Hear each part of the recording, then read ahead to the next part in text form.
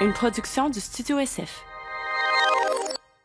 Bonjour et bienvenue à Détestable. Aujourd'hui, je reçois l'animatrice du podcast Simple Caféine et la créatrice de contenu Léa JPLF, qui, ça veut dire en fait juste pour les filles. Elle a créé ce profil-là quand elle avait 13 ans. Elle va l'expliquer dans le podcast, qui nous vient spécialement de Paris pour nous parler de sa dating life, de son amour actuel aussi, parce qu'elle vit des situations, a toujours vécu en fait des situations d'amour à distance.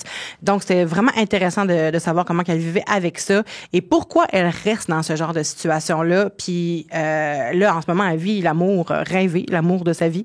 Puis elle est très heureuse, donc ça fait du bien d'entendre parler de sa vie et elle est adorable, elle a une voix apaisante. Vous allez l'adorer si vous la connaissez pas déjà.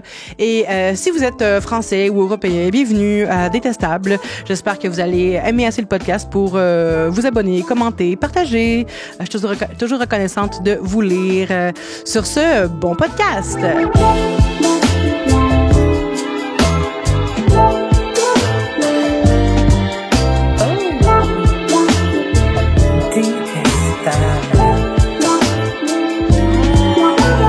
Léa JPLF, bienvenue à Détestable! Je suis tellement contente! Ben oui, mais mon Dieu, je suis vraiment contente que tu sois autant contente ou aussi contente. Ça me touche énormément. Tu es créatrice de contenu, animatrice du podcast Simple Caféine. Oui. T'as une voix angélique, une créativité sans borne. J'adore te suivre sur les réseaux sociaux. On s'est rencontrés une seule fois il y a presque probablement 8 ans, 9 ans. Ça fait très longtemps. T'as habité au Québec pendant 4 ans. On vient d'en parler de tes 18 ans hors d'onde, bien entendu. De tes 18 ans à tes 22 ans. Et là, tu reviens faire un petit séjour de quelques jours seulement. Mais tu nous disais que ça te fait du bien de revenir ici. Ouais. Genre, pour moi, c'est vraiment genre, c'est un peu ma deuxième maison. Genre, je te disais, c'est là où je me suis découverte en tant qu'adulte au Québec. Genre, j'ai fait des études en neurosciences cognitives de 2017 à 2020. Et puis après, je suis restée 1 an de plus pendant le Covid. Et à un moment donné, je me suis dit, bon, ce serait peut-être temps de partir parce que pendant le Covid, c'était dur. Genre, tout le monde avait son cercle proche. Puis, mine de rien, vu qu'en vrai de vrai, je suis pas d'ici, genre, je faisais pas beaucoup partie des cercles proches au niveau du Québec. Ouais. Mais ça n'empêche que c'est vraiment ici où je me suis découverte. Et en tant qu'adulte, j'ai tellement genre tellement pris genre beaucoup de valeurs du Québec dans qui je suis, et le Québec fera genre pour toujours partie de mon identité, peu importe comment je vais évoluer. Genre j'aime tellement le Québec. Dès que je reviens ici, je suis genre fuck, pourquoi est-ce que j'habite plus ici? Ah ouais, pourtant mais je pense qu'on était habitués quand parce que des fois, je me dis, quand j'allais en France, je regardais l'architecture, partout où je regardais, je trouvais que, je m'excuse aux gens du Québec, à Montréal, tu sais, mais je trouvais que c'était plus beau, tu sais. C'était plus grand, c'est grandiose, il y a beaucoup d'histoires. Je sais qu'ici aussi, mais je comparais énormément, puis je me disais, pourquoi les Parisiens ou les Français passent à côté des monuments et on dirait qu'ils s'en foutent, mais je pense que chaque personne dans son pays, c'est ce qui se passe. On finit par s'habituer, on finit par ne plus remarquer la beauté, ne plus être reconnaissant d'habiter dans certains lieux qui sont aussi empreints d'une culture, d'une histoire. Fait que je peux pas je m'en allais avec ça. Mais tout ça pour dire que genre sincèrement, j'espère que je vais pas me faire détester. Déjà, genre, je suis belge de base. J'ai grandi à Bruxelles. Je suis pas 100%, enfin, je suis française, mais genre pas 100%. Comme ça, les gens, peut-être, ils vont m'aimer un peu plus. Mais je sais pas pourquoi le monde, qu'est-ce que les gens ont avec les Belges? Moi, j'adore les Belges. Non, mais les gens, je pense qu'ils disent qu'il y a trop de Français au Québec, puis je comprends. Genre, je comprends 100%. T'es pas française dans ce cas-là, t'es belge. On va dire plutôt que je suis belge. Mais la première fois que je suis arrivée au Québec avec mes parents à 18 ans, genre, ils m'ont déposée pour l'université. Je savais pas ce que je faisais. Genre, je savais pas pourquoi 100% est-ce que je venais au Québec. Je savais que j'avais envie de partir de la Belgique, et j'ai eu cette opportunité d'étudier à Montréal. Du coup, genre, je suis arrivée ici. Le premier truc que je me suis dit, je suis désolée. On est sorti de l'aéroport en Uber, et je me suis dit, genre, j'ai regardé autour de moi les habitations, j'étais genre, pourquoi est-ce que j'ai fait ça? C'est ça. En plus, je venais de me mettre en couple avec un Belge. Oh non! Vous allez voir, j'ai que eu des relations à distance. Donc, j'ai venu de me mettre en couple avec un Belge. Puis, je suis partie genre quelques mois plus tard au Québec. Et j'étais genre, pourquoi est-ce que je fais ça? Je sais même pas si je vais aimer. Au début, t'entres à Montréal et t'es genre, quelle est cette ville? Tu sais, genre, comme tu dis, l'architecture. Mais je pense qu'on s'attache à Montréal et au Québec pour les gens. Ouais. Et puis après, on trouve de la beauté dans tout. C'est ça. Genre, exact. La première chose que j'ai faite en arrivant là, genre avant-hier, c'est me balader dans les rues de Montréal. Genre, je voulais juste voir les habitations. Genre, c'est un truc de genre, je trouve que ça me met un petit truc de genre confort. Ah ouais, ça te réconforte. Ouais. Ah, mais tu sais, je comprends maintenant parce que j'ai vécu quelques années à Montréal, puis évidemment c'est pas un podcast sur Montréal, mais ça veut dire que j'ai vécu quelques années à Montréal, puis au début je me disais oh, puis après ça, après peut-être quelques mois, là je me suis habituée et là j'ai adoré Montréal. La vie de mais quartier. Je pense que c'est ça, c'est la vie de quartier, c'est les gens à Paris. C'est les sourires. Oui, c'est ça, oui. À Paris, c'est pas tout à fait ça. C'est genre comment tu vas. C'est pas la ville sourire, mettons Paris. Peut-être qu'on peut faire genre un podcast sur l'amour que j'ai pour le Québec. On pourrait faire 1 heure, tu penses, avec ça? Oui, 100%. Et là, Léa, pour commencer puis rentrer dans le vif du sujet, j'aimerais savoir, est-ce que tu as ta propre définition de l'amour? Et je vais éteindre mon téléphone. Je t'écoute. Je savais que t'allais poser cette question et j'y ai même pas réfléchi. Genre, je me suis vraiment dit, on verra sur le moment même ce que je veux dire. Mais j'aime ça parce que je trouve que c'est encore plus vrai, plus naturel, plus parce que sinon quand tu y penses trop d'avance, des fois j'ai l'impression que tu peux être influencé par ce que les gens vont penser. Et moi je veux pas ça. Je comprends.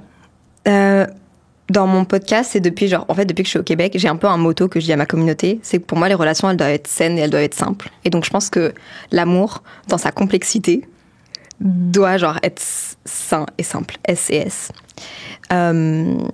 Évidemment, beaucoup de liberté, être très loyal, mais je pense qu'il n'y a rien de plus beau qu'une relation, que ce soit genre amour amoureux ou amour avec les autres, qui est saine et qui est simple. Quand tu parles de loyauté, j'imagine que tu parles pas de fidélité. Non, pas spécialement. C'est ça, c'est plus de... Parce que on dirait que c'est une notion pour moi qui est nouvelle parce que j'ai toujours été loyale, mais sans savoir que c'était de la loyauté.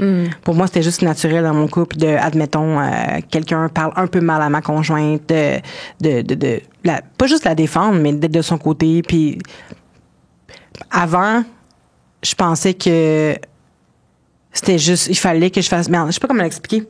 Non, mais je comprends. C'est ça. Puis aujourd'hui, je me rends compte que c'est ça de la loyauté ou pas parler dans le dos de ma conjointe ou, tu sais... On est évidemment. Team. Oui, c'est ça. C'est une équipe. Dans ma tête, c'était même pas de la loyauté, c'était juste ça être en couple. Mais finalement, c'est vraiment dans la définition de la loyauté. Puis pour moi aussi, c'est vraiment super important. Parce que je vois des couples là, qui vont parler des fois... Je comprends que des fois, on parle dans le dos de notre conjointe. C'est normal. Ah, il gosse, il fait telle affaire. Ça, je comprends. Mais des fois, tu sais, il y a des trucs qui se disent pas. Puis quand j'entends des gens parler comme ça de leur conjointe, là, je suis comme... Oh, ben là, il y a peut-être une petite... Ouais, quelque chose à travailler ou à s'ajuster pour justement être plus une équipe. Parce que je pense que rien que le fait de parfois... Je m'exprime beaucoup à mes amis, genre je suis vraiment un livre ouvert, mais parfois je me dis, est-ce que quand tu parles des choses, ça les rend pas presque un peu plus pires? Il faut parler des choses, mais peut-être pas à n'importe qui et peut-être pas n'importe quand. Ouais. Mais comme toi, pendant le principe d'être une team et cette loyauté-là, je l'ai vraiment appris avec mon partenaire actuel. C'est lui qui m'a dit genre, tu sais, je serai toujours de ton côté, genre devant les autres. Si tu dis un truc que je suis pas d'accord avec toi, je vais quand même être de ton côté. Genre, on est une team. Je te contredirai jamais. Genre, dans le privé. Après, au pire, on en parle. Mais il m'a vraiment fait redécouvrir justement l'amour et de ce que c'est d'être en relation avec quelqu'un. Je me suis dit ok, genre c'est pas juste ami. Genre c'est vraiment très sain et très simple, justement. Mais en même temps, moi, j'avais de la misère avec ça. T'sais, au début, par contre, là, je dis que j'étais loyale. Finalement, ça, c'est une faille de ma loyauté. Mais j'avais de la difficulté. Admettons que ma blonde disait quelque chose puis que j'étais pas d'accord devant d'autres personnes. Mais quand je dis pas d'accord, je sais pas, moi... Elle dit, moi, je pense que c'est tel truc. Puis moi, je suis comme, non, je pense pas que c'était le truc du tout. Mais je pouvais la contredire devant les gens. Puis... Après, j'y repensais puis je me disais j'aurais pas aimé ça que ma blonde me contredise devant tout le monde, puis là j'ai appris de ça puis maintenant je suis toujours de son bord, mais il y a quand même quelque chose qui vient me chercher quand je suis pas d'accord. Puis là je veux pas que les gens pensent que je pense comme ça ou que, mais tu sais, je dis pas que ma blonde avait des idées bizarres tout le temps là, mais ça arrive et vice versa, tu sais. je sais pas comment dealer ce genre de situation-là, mais je pense que la meilleure des choses, ça va être d'assumer que les gens me trouvent un peu niaiseuse ou me trouvent peut-être déplacée, mais tant qu'on est en team, on dirait que les autres, faut que j'apprenne à m'en foutre, tu sais. Ouais. Puis après, t'en parles dans le privé avec elle, ou alors, sur le moment même, tu peux aussi, genre, tu sais, si c'est des amis plus ou moins proches, tu peux challenger un peu la discussion en mode, ah ouais, tu poser plus des questions que assumer que l'autre personne a tort. Genre, c'est plutôt être genre, ah ouais, est-ce que t'avais vu ça de cette manière-là? Tu sais, genre, sans offenser non plus la personne pour qu'elle pense que genre, yo, t'es en train de me ridiculiser devant les autres et what the fuck. Mais, non, ouais, je suis d'accord avec toi. Mais je pense que ça vient aussi avec la maturité. Et moi, tu vois, il m'aura fallu rencontrer une personne qui me dit ça pour que je comprenne à quel point c'est important. Ça. Puis que je dénormalise aussi le fait que dans mes autres relations, on me parfois décrédibilisé sur la place publique en disant genre, ah non, t'as tort, genre. Ah, c'est dur, ça. Même genre, même des amis, parfois, je suis genre, genre, tu sais, quand t'as un groupe de personnes devant toi, puis que parfois des personnes, genre, prennent tous un bord et genre non, tu as tort, ou ah, tu as fait ça. C'est humiliant. C'est ça, genre, tu te sens juste mal et ça dépend à quel point c'est tes amis aussi, mais. Ouais, mais c'est important, c'est un bon point. Je trouve que c'est vraiment important de choisir la personne avec qui tu vas être en fonction de est-ce que tu es capable de la soutenir. Est-ce que tu assumes tout ça? Est-ce que tu es capable de la soutenir à tout moment? Parce qu'il y a des gens moi, j'ai déjà fréquenté, je sais pas si ça t'est déjà arrivé, mais moi, j'ai déjà fréquenté plusieurs garçons dans le passé qui avaient des propos qui me déplaisaient. Pas juste envers moi, mais je parle en général, des avis, ça peut être politique aussi, tu sais. Puis j'étais vraiment pas d'accord avec ce qu'ils disaient. Mais dans l'intimité, ça allait bien. Quand on était juste nous, ça allait bien, mais avec des gens, j'avais honte. Puis j'étais jamais de leur bord, puis j'étais gênée, puis tout ça, tu sais, j'aurais pas été prête à être en couple avec cette personne-là. Fait que, tu sais, il y a des gens, à ce jour, je pense, qui choisissent encore les mauvaises personnes, puis qui endurent des situations comme ça pour rien. C'est ridicule. C'est ridicule, je veux pas. Non, on va pas non plus gaslighter. T'es nul. Non, t'es nul. C'est pas ça que je veux dire, mais dans le sens que je trouve ça dur pour certaines personnes d'endurer ça, quand qu'il y a plein d'autres personnes qui pourraient avoir les mêmes opinions que nous, tu sais, les mêmes valeurs, puis tout ça, puis pas besoin de se dénaturer quand on est avec quelqu'un. Exactement. Je pense que c'est vrai. Mais je le comprends totalement parce que c'est tellement parfois plus facile de rester justement avec une personne quand dans un certain confort, quand t'es en one-to-one avec la personne. Genre, c'est juste naturel. Genre, on aime avoir de l'affection, puis on aime ces moments-là. Puis c'est parfois aussi compliqué de se rendre compte que la personne n'est pas exactement pareille ou elle nous déplaît dans d'autres sphères. C'est presque difficile pour nous-mêmes, genre agressant pour nous-mêmes, en mode genre, fuck, c'est pas exactement la même personne pour telle chose. Ah oui, mais c'est parce qu'on n'aborde pas genre tel sujet. Genre, je le comprends. J'ai fréquenté un gars à un moment donné qui super fin, on riait puis tout ça, puis c'était un chanteur. Puis à un moment donné, je l'accompagnais au studio. Je m'excuse si tu te reconnais, mais je l'accompagnais au studio et là il fait de la musique et devant moi avec son producteur et je trouve ça nul et ça m'a tout de suite turné off. Ouais, j'ai pas été capable j'ai juste fait comme je peux pas, genre c'est pas genre c'est pas mon style de musique, ce n'était pas bon. En tout cas pour moi, ce n'était pas bon. Donc ça m'a turné off, j'ai même pas pu après ça juste le réembrasser, on dirait que j'étais juste comme non, c'est weird, hein. De même, pouf, évanoui au complet. Je préférais que ça reste dans l'intimité, fait que pas dans l'intimité, mais dans un monde abstrait, là, son art. J'aurais préféré ne pas l'entendre, mettons. Oh non, c'est tellement triste. Mais tu l'aimes, et t'es sûr que genre ça a pas été un élément en plus, qu'il y avait pas genre d'autres trucs qui te turnaient déjà off, puis genre peut-être. Là ça t'a genre vraiment en mode. Peut-être, ça fait longtemps, ça fait 10 ans de ça, mais ouais, peut-être.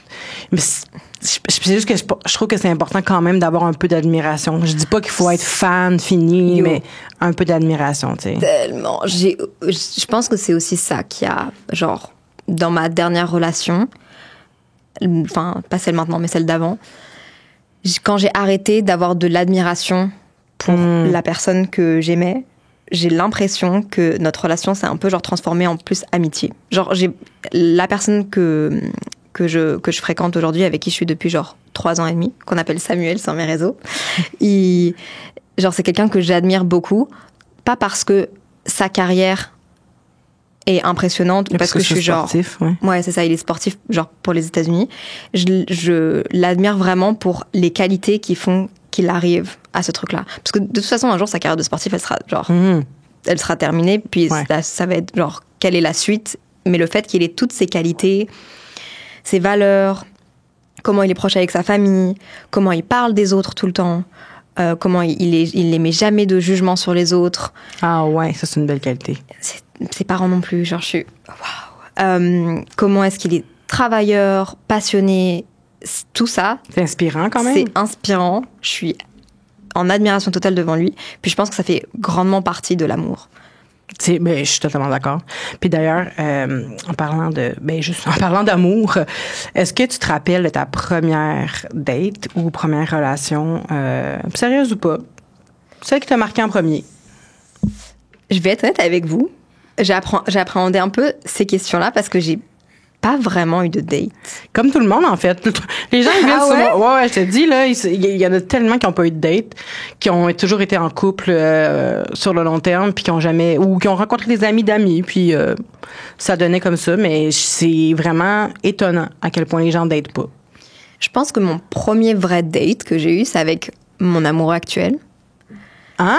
Genre vraiment, à mes 22 ans, toute la période où j'étais au Québec, j'étais en couple avec quelqu'un de Bruxelles. C'est quand je suis rentrée à Bruxelles qu'on s'est laissés. Avant lui, j'ai eu que 3 relations dans ma vie. Et j'ai pas eu de date entre-temps. J'ai eu une première relation chaotique, très toxique, très malsaine. Classique, trop triste mais pervers narcissique de quand on était jeune. Il était un petit peu plus âgé que moi. Genre j'avais 14-15 ans. Je l'admirais trop. D'une façon malsaine, surtout, pour des mauvaises raisons. Et lui, il avait genre 17 ans, je pense. Puis après, lui, j'ai été traumatisée. Et donc, du coup, pendant 1 an et demi, j'étais genre encore amoureuse de lui. Je pensais que jamais de la vie, Je pensais vraiment que genre jamais de la vie, j'allais pouvoir retomber amoureuse. Genre chaotique. Mais souvent, les premiers amours, c'est ça aussi, là. Ouais, 100%. Mais genre, vraiment, c'était bad, genre, c'était bad. J'étais persuadée que plus jamais, genre, j'étais persuadée que déjà personne me trouvait jolie. J'étais vraiment persuadée que j'étais genre impossible que je tombe amoureuse. Est-ce que c'est parce que c'est lui qui t'avait rentré dans la tête que t'étais pas jolie? Il m'avait pas rentré ça dans la tête, mais je pense que j'étais juste persuadée que c'était ma personne et que il m'avait tellement matrixée par rapport à lui et j'étais tellement genre accro à lui et genre j'aurais pu tout faire, genre je voulais tout faire, j'aurais pu tout faire pour lui. Jusqu'au jour où j'ai rencontré une bande de garçons qui sont toujours mes amis actuels à Paris. Et je suis tombée, genre, amoureuse de un d'eux. Et c'est drôle parce que c'est toujours un de mes bons amis. Et on travaille, genre, ensemble sur des projets et tout. Du coup, genre, c'est juste génial. On s'est jamais mis en couple. J'ai été amoureuse de lui, genre, je pense, pendant quelques mois / années. Est-ce que tu lui as dit? Je pense que je lui ai dit récemment pour rigoler. Je sais pas s'il sait que c'était sérieux. Aïe, aïe, aïe. Ça, c'est drôle. Ouais, j'étais tellement, genre, je croyais que c'était... Lui, je me suis dit, waouh, on se ressemble tellement, on est tellement les mêmes, il était tellement timide, on n'osait pas se dire les choses, fait que genre, il s'est jamais rien passé, on s'est juste embrassé une fois, mais genre comme ça. À genre 17 ans, 18 ans, parce qu'un de nos amis nous a dit, bon, c'est bon, je me retourne et je compte jusqu'à 3. C'est tout ce qui s'est passé, genre. OK, fait que c'était quand même établi que vous aviez une attirance. Ouais, mais on n'osait rien faire, on n'osait pas se dire les choses. Fait que c'était ça, puis après...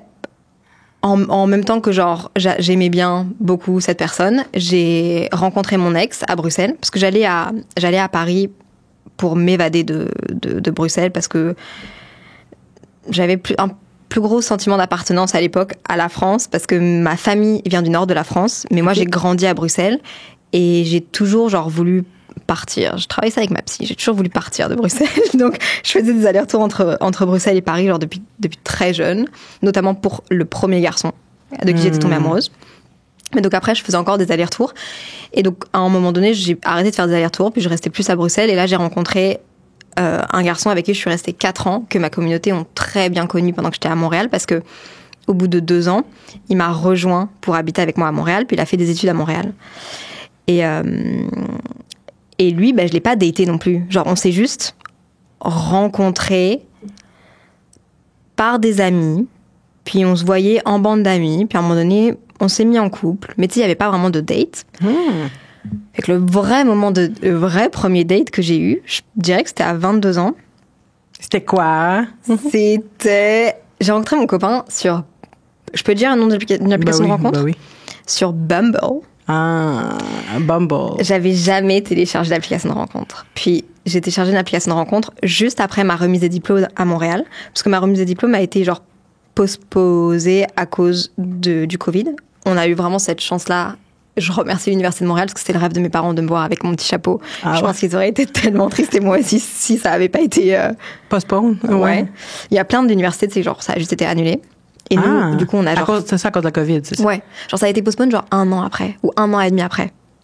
Ou 6 mois après peut-être. 8 ans après. Okay. Je suis là pour ça. et du coup, genre on est venu passer quelques jours à Montréal, puis après... Mes parents, ils ont dit « Ah, mais on n'est pas loin des États-Unis, ce serait tellement nice qu'on aille se faire un petit trip genre à Miami. » Parce que mes parents font partie du monde de la pub et adorent tout ce qui est genre logo, motel et tout. Ah ouais, du coup, on est parti. Je fais pas partie du monde de la pub, mais j'adore ça. C'est beau, genre visuellement, j'adore. Genre j'aime trop les choses qui sont belles visuellement. Bref. Et donc on est parti là-bas. Et je me suis dit « Je suis fraîchement célibataire » parce que j'avais quitté mon copain genre quelques mois auparavant. J'ai téléchargé Bumble. À la base, j'ai téléchargé Bumble Friends parce que je voulais me faire des amis. J'étais je savais pas qu'il y avait Bumble Friends. Ouais, ça existe. Les gens n'en parlent pas à Bumble, ils communiquent jamais là-dessus non plus, mais genre, ça existe. Et à la base, je m'étais dit, je veux juste rencontrer des gens parce que j'ai fraîchement 21 ans. Enfin, 22 ans à l'époque. J'ai jamais été aux États-Unis quand j'étais genre majeure. Ouais. Donc, let's go si je peux hang out avec des gens. Ce serait trop bien. Mais oui. Au bout de 2 heures de swipe, j'étais genre, ok, c'est nul. J'ai téléchargé Bumble, normal. Genre, moi, mais en même temps, t'étais sur Bumble Friends, puis là, tu te dis que c'est nul parce que tu trouvais pas quelqu'un qui trouvait de ton goût. Non. C'était nul parce que, genre, en fait, ça prend du temps quand tu matches sur les gens pour qu'ils te matchent en retour. Puis j'étais genre, je me trouverai jamais d'amis. Genre, c'est sûr que je vais jamais me faire d'amis ici. Genre, ça fonctionnera pas. Donc, j'ai juste switché en Bumble relation en mode, je suis fraîchement célibataire. Est-ce que je peux plaire à des gens? Genre, what's up? Comment ça se passe ici? Et j'ai matché genre quelques gars. J'ai parlé à quelques gars. Mes parents étaient pas du tout au courant, évidemment. J'étais en voyage avec eux. On partageait une chambre, genre, une petite chambre avec genre 2 lits. C'était hors de question que je date quelqu'un. Puis j'ai matché Samuel. Sa bio, sa description, c'était « Looking for someone to join the adventure ». Parce que, du coup, comme il fait partie de la US Sailing Team, il voyage beaucoup.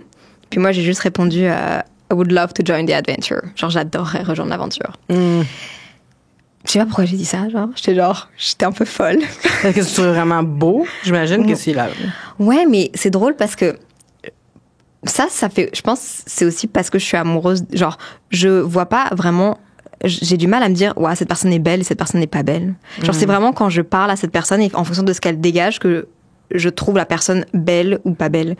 Et pour l'anecdote, quand j'ai rencontré mon amoureux, je le trouvais pas genre tant beau que ça. Puis c'est quand j'ai montré des photos à mes copines qu'elles étaient genre, il est tellement beau. J'étais genre, ah ouais, c'est vrai. Tu sais, genre j'avais pas remarqué. Puis c'est au fur et à mesure que je le trouve genre de plus en plus beau.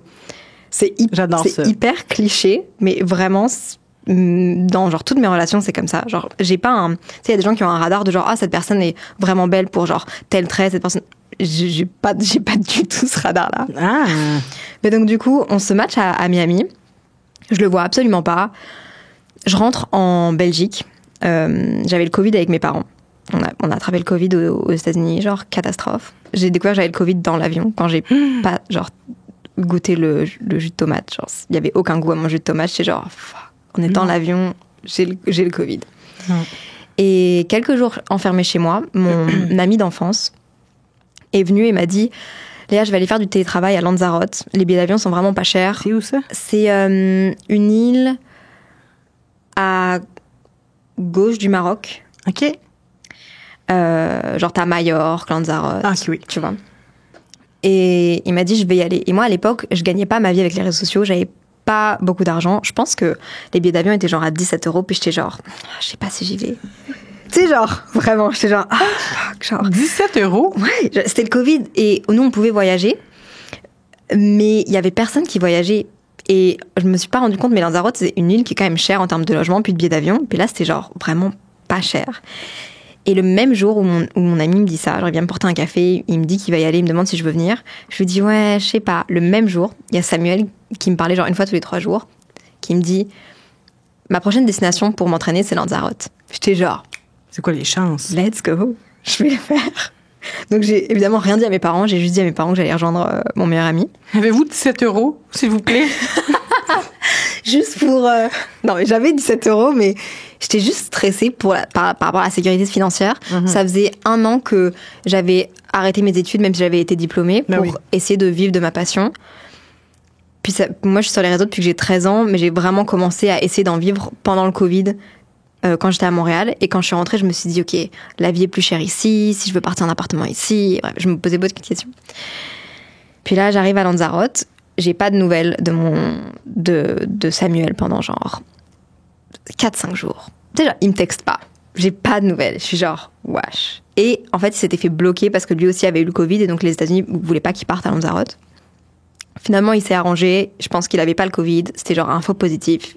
Où je me souviens plus. Il a pris l'avion et il m'a texté genre 5 jours après. Et j'étais un peu off. J'étais genre. T'as le temps de revenir chez toi, là? Ouais. Je restais 2 semaines, donc ça allait, mais j'étais un peu en mode.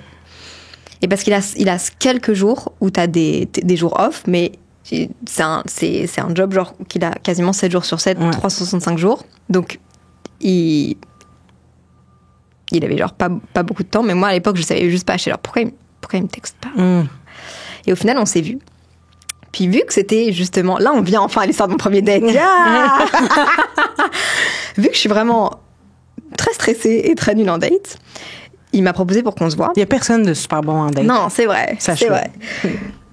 Mais vu que j'étais un peu nulle, la veille qu'il me contacte, on avait rencontré une bande de garçons à Lanzarote. Puis il y avait un garçon qui s'appelait Coquet. Puis Coquet, il m'avait trouvé cute. Puis genre, je l'avais trouvé un peu cute. Puis j'étais genre, encore une fois, quasiment fraîchement célibataire. Donc j'étais genre, j'ai jamais daté. C'est peut-être là où je dois dater. Et Coquet nous avait proposé de nous emmener faire le tour de l'île, parce qu'on n'avait pas de voiture. En fait, depuis que t'as dit Coquet, j'ai le nez qui me pique. Là, je me dis, je vais pas me gratter le nez, mais là, c'est trop tard. Et Coquet vient nous chercher, puis le jour, mais ce jour-là, t'as Samuel qui m'envoie un message, puis qui me dit « Hey, je suis libre ce soir, est-ce que ça te dit, genre, qu'on se voit ?» Puis moi, j'étais genre « Fuck boy, enfin, je suis pas dispo comme ça pour toi. » J'ai jamais daté en plus, donc je suis genre « Non, je pense qu'il faut que je dise non à ce genre de choses. » Donc je suis genre « Bah désolé, on voit déjà telle personne, mais si tu veux, tu peux nous joindre, on va faire un barbecue, là, là. » Et il est en mode « Ok. » Finalement, le barbecue tombe à l'eau, on passe la journée avec Coquet, il est cute, mais genre il se passe rien, on visite, blabla. Et le soir même, t'as Samuel qui est en route. Puis moi, je suis trop stressée. Puis je décide d'inviter mon meilleur ami au resto avec nous. Fait que genre, c'était un date où Samuel est venu me chercher. Puis finalement, il nous a genre tous conduits à un restaurant où on était à 4. Où en face de moi, il y avait Samuel. Puis à côté, il y avait mon meilleur ami. Puis il y avait aussi une autre fille qui faisait du télétravail dans la même entreprise que mon meilleur ami, donc elle était là aussi. Fait qu'on était à 4. Je n'ai pas dit un seul mot du repas. Non. J'osais pas parler anglais de mon meilleur ami. Je n'ai pas dit un seul mot du repas. Tellement gênant. Après, on a été... Mais lui, est-ce qu'il parlait, Samuel? Ouais, mais du coup, il parlait à mon meilleur ami. Puis genre, mon meilleur ami, il monopolisait un peu l'attention, mais pas d'une façon malsaine et pour me sauver. Ouais. Parce qu'il voyait que j'étais genre pas à l'aise, que je savais pas trop quoi dire. Genre, vraiment, premier date, foiré, trop drôle. Fait qu'après, il est juste genre rentré chez lui. Moi, j'étais genre, peut-être qu'il va genre repasser à l'appartement avec nous. Il est rentré chez lui. Pas eu de nouvelles de nouveau pendant quelques jours. Puis quelques jours plus tard, il y a... Attends, quelques jours plus tard, comment c'est passé? Oui, quelques jours plus tard, on doit changer de maison. Puis on prend une maison juste à côté de chez lui. C'était un peu une coïncidence, pas trop, mais un peu quand même. Genre juste à côté d'où il habitait, du côté de l'île où il habitait. On va là-bas. Puis le jour où on prend la maison, il y a mon meilleur ami qui me dit « Hey Léa, je suis désolée, on va devoir partir parce qu'on a une opportunité de travail avec notre entreprise à San Francisco. Puis genre, on doit partir. C'est le seul vol avant genre 4 jours. » Moi, je suis hyper stressée. Genre, je suis pas anxieuse, mais je suis vite stressée. Puis là, je suis sur une île où je connais pas, où je suis loin de l'aéroport, où j'ai pas de moyen de locomotion, où je connais rien, où je suis un peu genre isolée. Fait que je suis genre, fuck. Et il me dit, si tu veux, je suis désolée, je prends ton billet d'avion à ma charge, genre, et on rentre. Et moi, j'étais genre, yo, ça me fait chier, je viens de rencontrer un gars, je l'ai pas encore revu. Fait que je texte Samuel et je suis genre, je vais peut-être devoir partir aujourd'hui parce que, mon meilleur ami part et je me sens pas de rester toute seule. Puis je texte aussi Coquet, et Coquet me dit, si jamais tu restes et que t'as n'importe quel problème, tu m'appelles, puis je viendrai genre t'aider, y a pas de problème, genre si t'as envie de rester. Et il me dit mon père a même un appartement, puis si tu veux, genre tu peux même prendre l'appartement. Sauf qu'on avait déjà loué une maison, puis je me voyais pas prendre un appartement, j'avais pas envie de devoir quelque chose. Enfin, genre, j'étais genre, yo, je reste dans la maison. La maison était énorme, c'est le Covid, il y avait genre 5 chambres dedans. Wow. Elle nous avait rien coûté. Genre, l'île était vide de touristes vu qu'il y avait personne. Et en fait, Samuel m'a répondu quelque chose en anglais, mais moi, j'étais pas bien à ce moment-là. Et il m'a dit genre, ah, mais genre, si tu veux, je peux rester avec toi, c'était un problème. J'étais genre, ah, ok. Il me dit, si tu restes, genre, ce soir, je t'emmène en date, puis on va dater.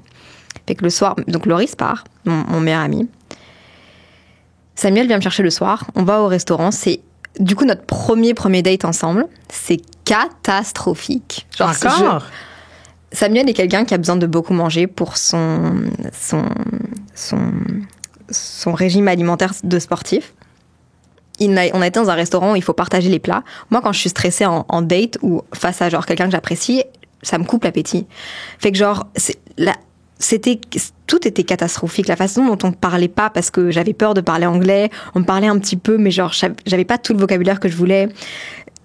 Je lui laissais genre toute la nourriture, genre, j'étais genre, tout était cata, un peu cute. Lui, il était hyper maladroit, genre, je pense qu'il est pas non plus, il est pas très à l'aise tout le temps socialement. Ça se voit, genre, quand il était jeune, il n'était pas super à l'aise socialement. Il y a des trucs qui se remarquent dans sa façon d'agir.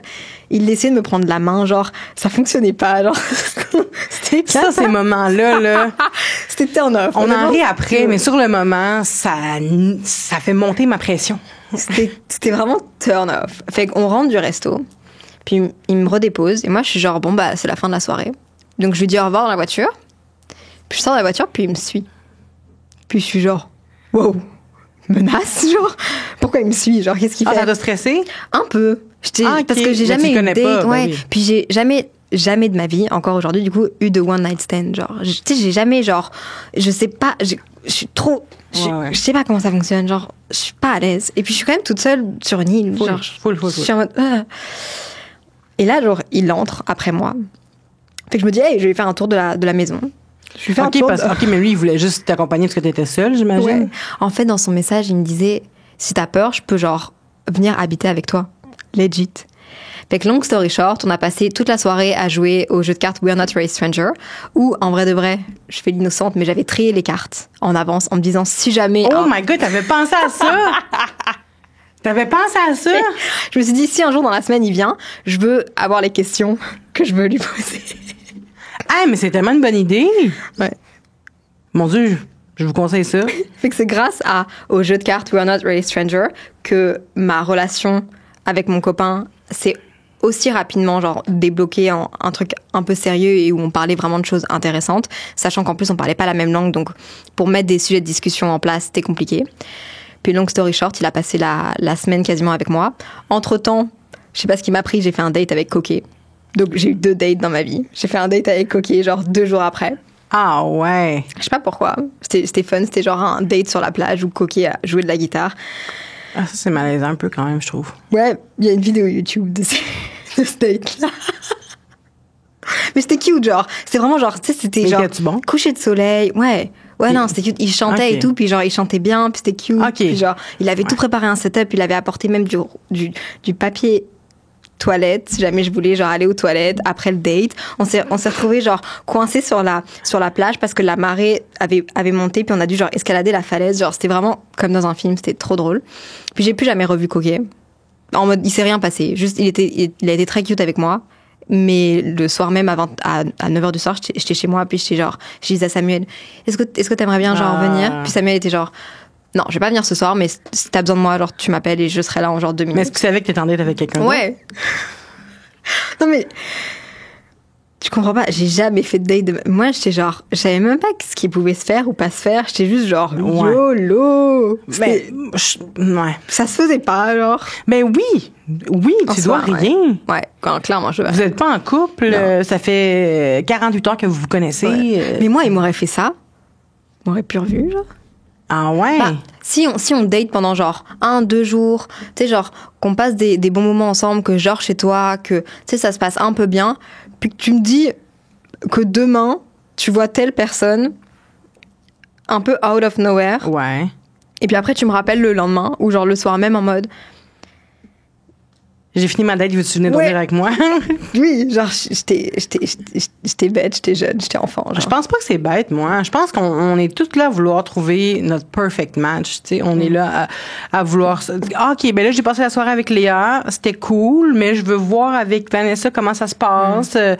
Puis après ça, je vais faire mon choix après quelques semaines. Il y a des raisons pourquoi on n'est pas officiellement en couple et exclusif avant de se le dire, tu sais. C'est vrai, t'as raison. Je pense surtout que en termes de temps, ça faisait pas longtemps que vous vous côtoyez. Là. Je pense pas que vous devez fidélité et exclusivité à ce moment-là.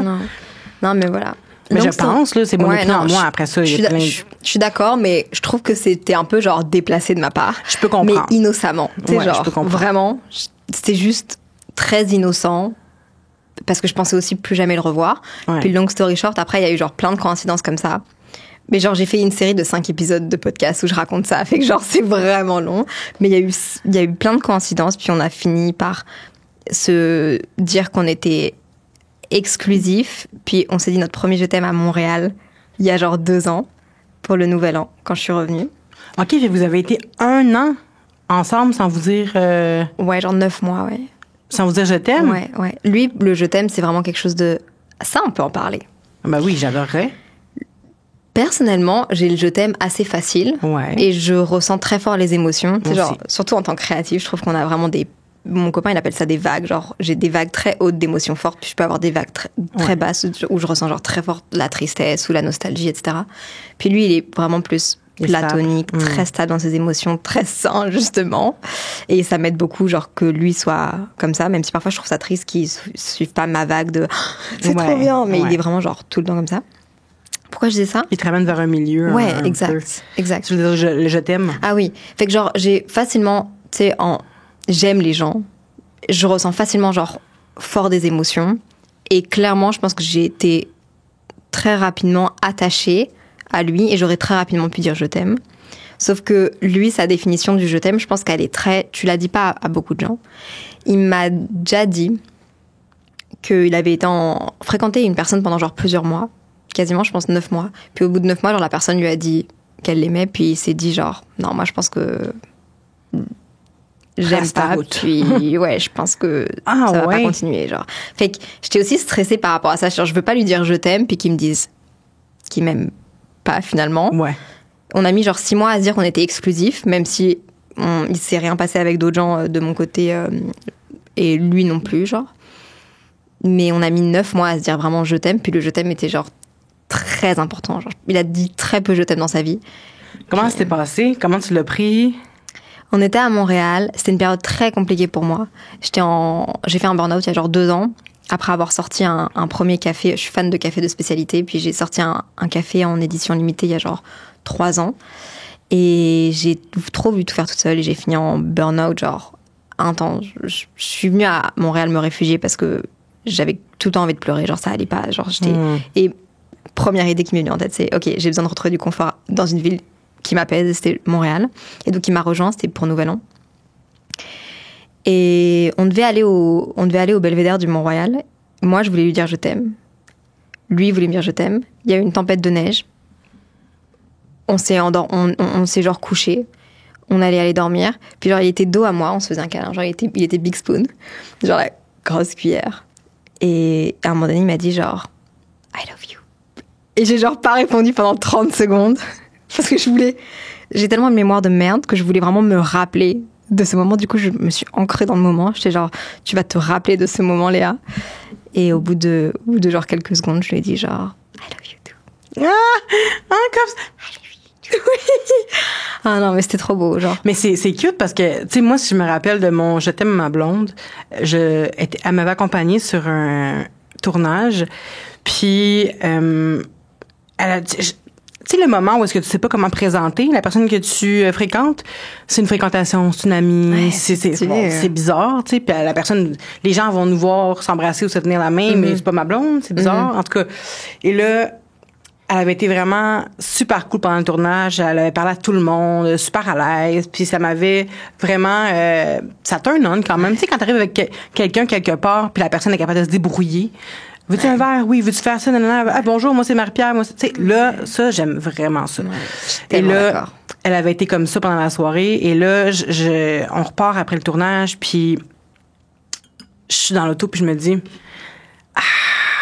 c'est ce que j'ai ressenti, tu sais, pendant cette soirée-là, c'était de l'amour, tu sais. Puis ça faisait 2 semaines, 3 semaines, je pense qu'on se datait, mais tu sais, les lesbiennes, ça va très vite, premièrement. Vous dites tout ça, c'est... Oui, mais oui, c'est parce que c'est comme si c'était on est tellement émotive, émotionnelle. Je dis pas que c'est toutes les filles nécessairement, mais c'est fréquent quand même chez les lesbiennes que je pense que on aime verbaliser nos émotions plus que certains hommes. Fait que je pense que ça va automatiquement plus vite aussi. Tu sais, l'intelligence émotionnelle est peut-être un peu plus là. Encore là, je dis pas que les hommes sont pas intelligents émotionnellement, mais c'est juste que je sais que chez les filles, c'est un peu plus fréquent. Tu sais. Puis là, on est dans l'auto, puis là, j'ai juste fait... Je pense que j'ai dit je pense que je t'aime. Puis ça me ressemble pas là. Si tu savais, Léa, moi je suis pas comme ça. Je suis trop gênée. On dirait qu'avec un gars, ça me dérange moins. OK. Parce que c'est ma première relation lesbienne, tu sais. Et amoureuse, sérieuse. Fait que là, je dis je t'aime. Puis là, mon Dieu, je suis même une mémoire de merde. Je pense qu'elle m'a dit, moi aussi, à ce moment-là. Puis là, j'ai juste fait... Je me rappelle d'y avoir dit, est-ce que tu veux qu'on soit en couple? Veux-tu être ma blonde, tu sais? Ah, j'ai des frissons! Puis je savais pas, moi, qu'est-ce qu'on faisait. J'avais jamais été en couple, sérieux. Fait que je savais pas, moi, s'il fallait dire, veux-tu être ma blonde? Ou s'il fallait attendre, puis que ça se fait tout seul. Ou fallait que j'attende qu'elle me le demande. Ouais. Je le savais pas. Fait que j'ai juste fait, je veux m'en débarrasser. Parce que moi, j'aime pas garder des affaires sur... j'allais dire mon chest, mais j'aime pas garder des trucs en dedans, tu sais. Fait que j'ai juste fait, veux-tu être ma blonde? Puis elle a fait comme, oups là, elle était rapide quand même, tu sais. C'est vite, là. Mais oui.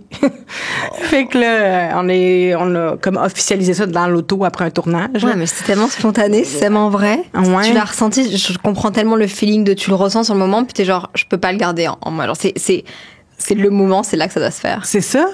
Je sais pas pourquoi, mais il y avait quelque chose. Mais en fait, en général, c'est tout le temps ça. C'est pour ça que j'overshare facilement. C'est que j'ai toujours envie de dire quelque chose, puis je suis pas capable de le garder. Des fois, ça peut gosser, là. Ma blonde surtout. Autant dans le négatif que le positif. Ouais. Je comprends. Mais je suis pas méchante non. Quand j'ai des choses. C'est juste que, admettons, il y a quelque chose qui se passe, ça peut être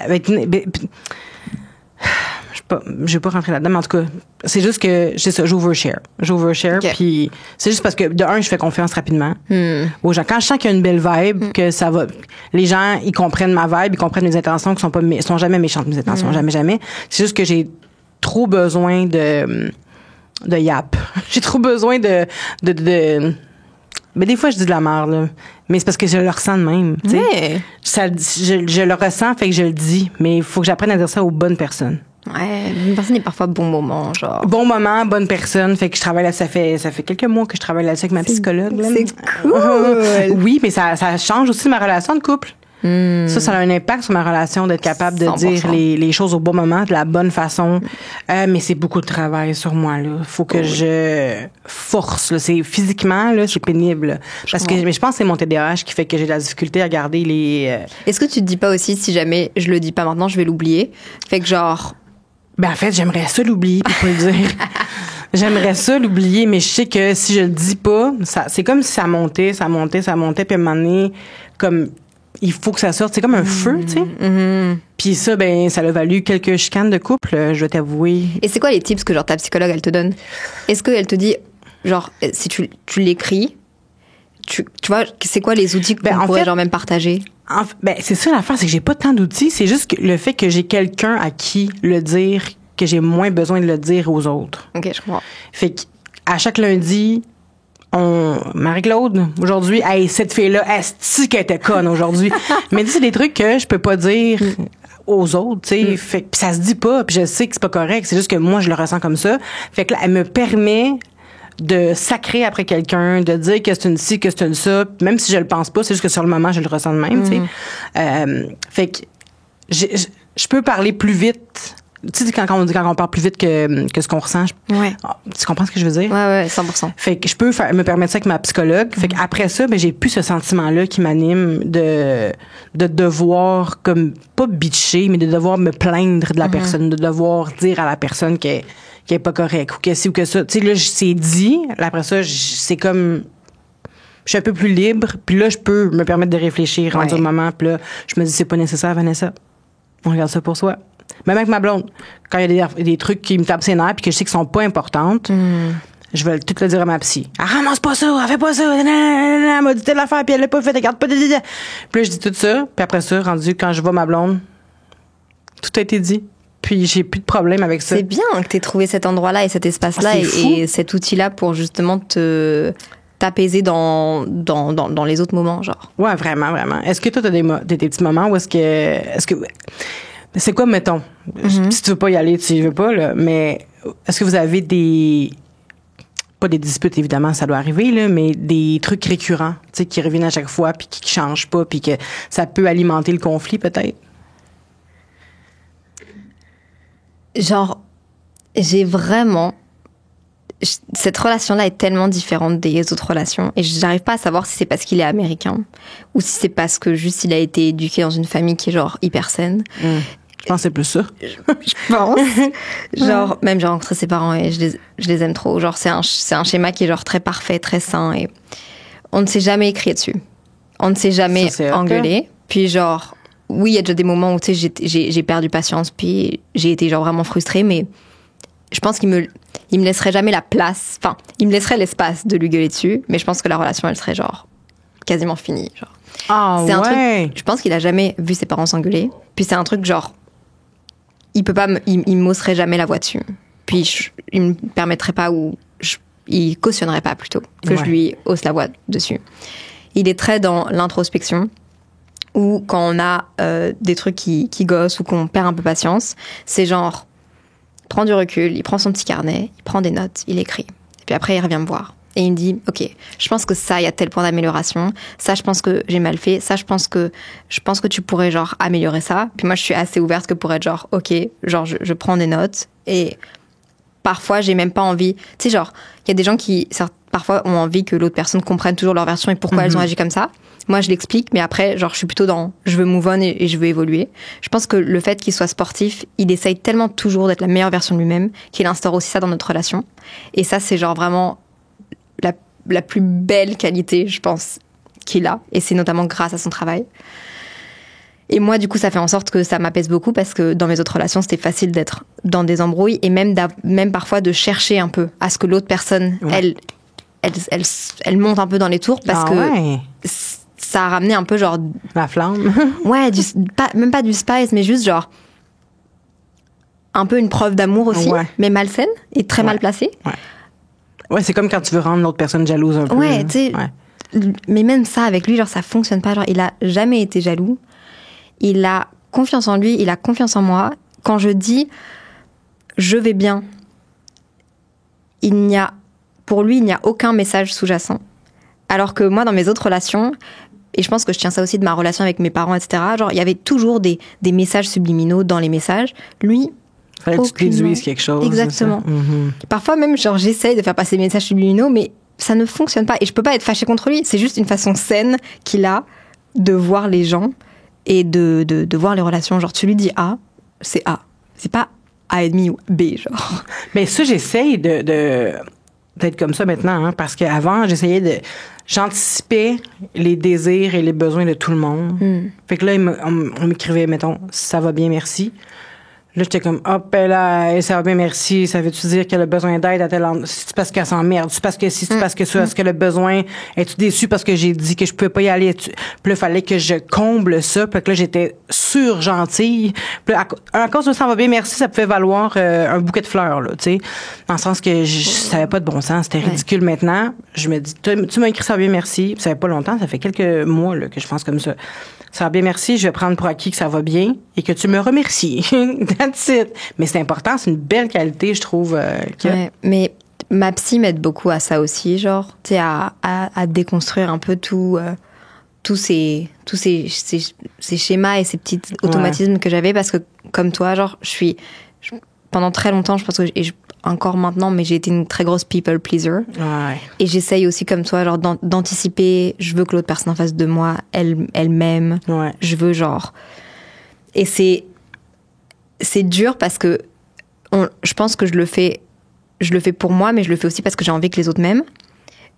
Mais la vérité, c'est que les autres, ils s'en foutent. Enfin, tu vois, genre, j'aurais beau être, genre, la plus gentille du monde. Pour mes proches, ça fait la différence.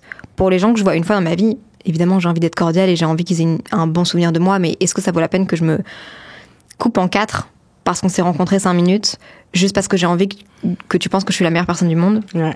C'est vraiment genre un manque d'amour propre et de confiance en soi et d'estime de soi, genre. Mais tu sais que et moi, je travaille. Excuse-moi. Non, t'inquiète. Et je travaille là-dessus avec ma psy, genre, je déconstruis toute mon enfance pour comprendre d'où est-ce que ça vient et changer ça parce que c'est pesant, genre. Ça m'a fait me poser la question, moi, justement, tellement que je voulais que les gens m'aiment. J'ai demandé à ma psy si j'étais narcissique. Yo, j'ai jamais pensé à ça. Ah ouais? Non, ouais. J'avais tellement besoin que les gens, puis quand je parle des gens, je parle dans la sphère amoureuse, comme amicale, comme les inconnus. Quand je rencontrais quelqu'un, je voulais tellement que les gens m'aiment. Évidemment, j'aurais pas fait des trucs très, très, très stupides, mais c'était tout le temps dans le people pleasing, mais excessif, tu sais. Mais j'étais pas têteuse, c'était pas ça du tout. C'était vraiment juste comme, regardez, moi, ça vaut la peine qu'on m'aime. Genre, je suis vraiment quelqu'un de bien. Je vous promets que je suis quelqu'un de bien. Je suis quelqu'un qui va toujours être là pour vous. Je vais toujours répondre à vos appels, vous rendre service, garder vos enfants si vous avez besoin, promener votre chien. Je peux tout faire. Laver votre char. Je peux t'aider. Je peux tout faire. Je comprends. Je voulais tellement qu'on m'aime, mais c'est ça que je me suis dit, c'est pas normal. Pourquoi je pense que je mérite autant d'amour? C'est parce que je suis narcissique, tu sais. Puis elle m'a dit, pas du tout. Elle m'a dit que je pourrais avoir des traits narcissiques sans être narcissique. En fait, tout le monde peut avoir des traits narcissiques sans être narcissique, mais ça serait pas pour elle, mettons, une preuve de narcissisme, mais c'est plus un manque d'amour. Moi, j'ai demandé à je parlais de ça avec ma psy, puis au bout de quelques séances, je lui parlais d'une personne. J'ai aussi vraiment du mal à ne pas aimer les gens. Genre, j'aime tout le monde. Mais c'est aussi un problème. Enfin, c'est pas un problème d'aimer tout le monde, mais genre, je m'entends avec tout le monde.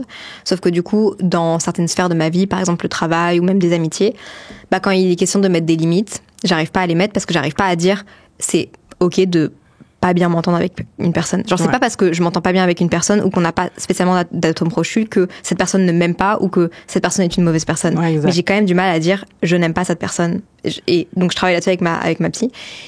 Et il y avait une personne avec laquelle j'avais vraiment beaucoup de mal à un moment donné cette année. Et au bout de quelques séances à parler d'elle, ma psy, elle me dit, mais tu sais Léa, je pense qu'il n'y a qu'une seule personne que t'aimes pas en vrai. Et donc je suis genre, ah, telle personne. Elle me dit, non, je pense que c'est toi-même. J'étais genre, oh, c'est tellement vrai.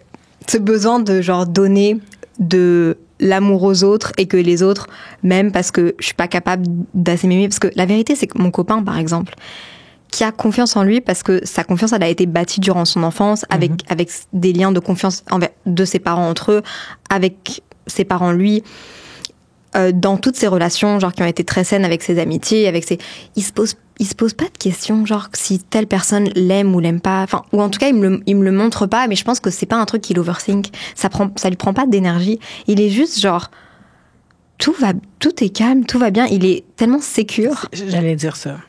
Ouais. Ça m'impressionne beaucoup. Genre, mais ma meilleure amie aussi, elle est comme ça. Genre, je pense qu'elle a un attachement qui est très sécure. Puis moi, je pense que c'est anxieux. Mais waouh, genre. Comment tu gères, tu parles de ça dans sécure et anxieux, comment tu gères la distance quand même? Tu as déjà pensé que des pires scénarios que ton chum pourrait rencontrer quelqu'un, peut-être qu'il y a une relation, je vais pas t'en mettre dans la tête, là, mais tu sais, t'as-tu déjà eu, c'est ça. Non, mais tu sais, ça peut être des scénarios super faciles à se créer dans la tête, là, quand on vit un amour à distance, parce que c'est quand même loin, en plus, mais il se promène, je comprends qu'il se promène, mais il est plus souvent aux États-Unis. Mais je pense que j'ai le temps de rentrer là-dedans. On a encore du temps. Ah, tu me poses, on a 15 minutes. Wow! Ah oui, il y a le temps, là. C'est tellement bien, ce studio. J'ai que eu des relations à distance. Depuis que j'ai 15 ans, je n'ai jamais été en couple avec une personne avec qui j'habitais proche, à part mon ex quand il est venu habiter avec moi à Montréal 1 an et demi, 2 ans. Mais on était déjà plus des amis que des amoureux. C'était quoi ta question, pardon? Là, c'est bon. Est-ce que tu t'es créé souvent des scénarios quand dans tes relations à distance? Ah oui. Et qu'est-ce que je voulais dire par rapport à ça? Ah oui. Donc, ma première relation qui était très malsaine, oui, je me suis créé des scénarios parce que la personne actually me trompait, genre. Donc c'était pas mais après ça teinte. Ouais, exactement. Fait que ma relation d'après, mon ex et moi, on était tous les deux genre un peu insécures et genre un peu jaloux, mais c'était quand même une relation assez saine, genre factuellement parlant, même si j'avais encore des insécurités. Avec Samuel, j'ai pas d'insécurité ou très peu, et je ressens pas le besoin d'être intrusive comme j'aurais pu l'être avant, pour savoir si il me trompe ou il me trompe pas. Genre je sais c'est quoi son planning, je sais c'est quoi sa vie, je sais à quel point genre il travaille tout le temps, puis genre je me pose pas la question, genre il peut ne pas m'écrire pendant 24 heures, je vais être ok avec ça, genre il peut ne pas me dire qu'est-ce qu'il fait, où est-ce qu'il va, alors je m'en fous tant qu'il va bien. Mais est-ce que tu lui as dit à la base que tu as déjà été trompée dans une relation à distance, donc fais attention à moi un petit peu, ça, tu sais, il faut quand même qu'il soit conscient que tu as un passé, tu as des traumas ou c'est relié à ça. Est-ce que tu as eu à lui dire ou? Ouais, on en a parlé un peu à des moments où j'étais un peu plus insécure dans la relation. J'ai vraiment une mémoire de merde. Pour je ne sais plus quelle raison, j'ai eu des moments où j'étais genre plus insécure. Peut-être c'est des phases de vie aussi, tu sais, où quand ta job elle va un peu moins bien, ou quand tes relations amicales elles vont un peu moins bien, tu remets un peu genre tout en question, puis ça devait être une de ces périodes-là. Oui, tu devais avoir 17 €, là. ça stresse, là. Non! Mais factuellement parlant, genre, ouais, on en a parlé, puis il m'a, genre, toujours quand je lui parle de ce genre de choses, il est genre, ok, je suis désolée, comment est-ce que je peux faire pour t'aider, ou qu'est-ce que je peux mettre en place, mais je lui fais confiance. La question, je pense qu'elle est pas dans genre, est-ce que j'ai vraiment des insécurités par rapport à ça, c'est juste, ça va être le prochain sujet que je vais avoir avec ma psy, c'est obligé, genre, faut que je lui en parle. J'en parlais avec une amie par message vocal cette semaine, qui est aussi en relation avec un Américain à distance. Je suis genre, pourquoi est-ce que je suis toujours obligée de me trouver des chums qui sont loin? C'est sûr qu'il y a une raison derrière tout ça.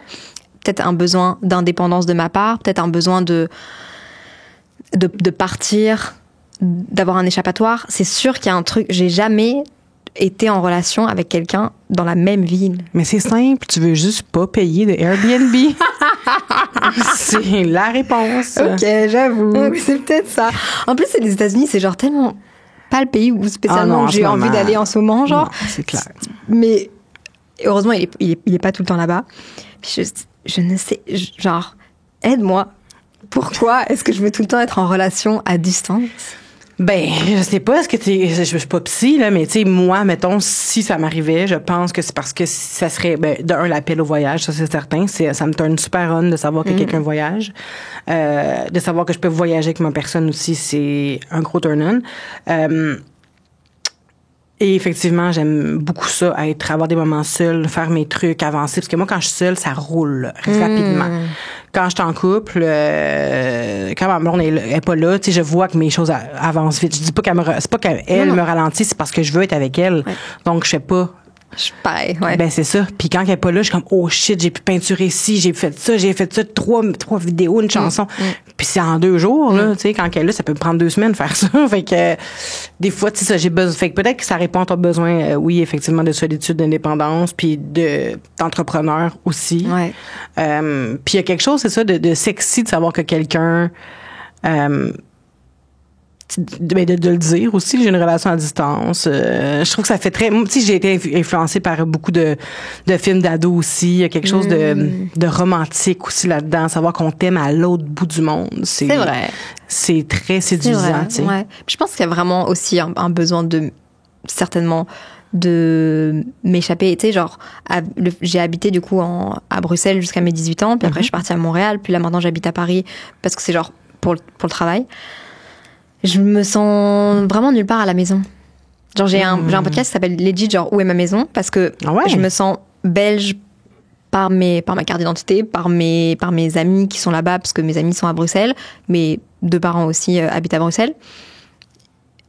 Je me sens française parce que j'ai la nationalité française, parce que ma famille est française et que tous les week-ends, quand j'étais petite, j'allais voir ma famille en France. Je me sens appartenir au Québec et amoureuse du Québec parce que j'ai fait mes études et que je suis devenue une adulte et une jeune femme ici. Mais en même temps, je suis partout et nulle part à la fois. Genre, je suis pas la plus heureuse du tout à Paris. Genre, je suis pas comblée. Je me sens presque petite, jugée. Genre, je me sens pas moi-même. C'est un peu étouffant. Ouais, je me sens beaucoup plus moi-même quand je suis au Québec ou à Bruxelles, mais en même temps, je me vois pas du tout avoir ma carrière à Bruxelles. Est-ce que je me vois revenir au Québec? J'attends toujours ma réponse par rapport à ma demande de résidence permanente. Ah ouais, t'as fait une demande? Ah ouais. Je fais une demande il y a 2 ans, mais j'ai pas de nouvelles, puis je sais pas si ça se fera un jour.